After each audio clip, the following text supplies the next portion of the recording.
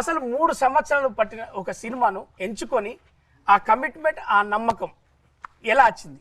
నాకు ప్రదీప్ గారు కథ చెప్పినప్పుడు వెంటనే ఒక saviour kind of film, and especially నా ఒక్కడి క్యారెక్టర్ కాకుండా అందరి ఇమోషన్స్ కూడా చూపించారు ఈ సినిమాలో.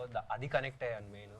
ఎందుకంటే వాళ్ళ ఇమోషన్స్ చూపిస్తేనే వాళ్ళు చనిపోయినప్పుడు హీరో అది రివెంజ్ తీసుకున్నప్పుడు అప్పుడే అది పండుతుంది. సో వేరే కథల్లో అలా లేదు.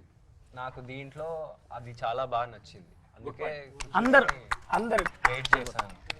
అందరి ఎమోషన్ ఉంటుంది. ఇప్పుడు నా ఒక్కడి ఎమోషన్ ఉండి నేను చనిపోతే దానిలో ఫీల్ ఉండదు. అందరి ఎమోషన్ హీరో తీసుకుని హీరో చనిపోతే అది సీరియస్ ఒక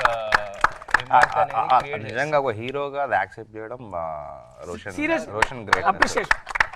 ఎందుకంటే ఒక హీరో సెంట్రిక్ ఫిలింలో ఎప్పుడు కెమెరా కానీ ఆడియన్స్ ఫోకస్ కానీ హీరో మీదనే ఉండాలని కోరుకుంటారు. తప్పేం కాదు, అది అలాగే ఉంటుంది కూడా స్ట్రక్చరల్లీ.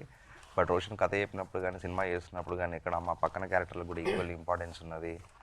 నేను ఎక్కడైనా తగ్గిపోతున్నామో ఆ ఇన్సెక్యూరిటీస్ కానీ ఎప్పుడూ లేవు. ఇది కథ, ఇవి క్యారెక్టర్స్ అంతే.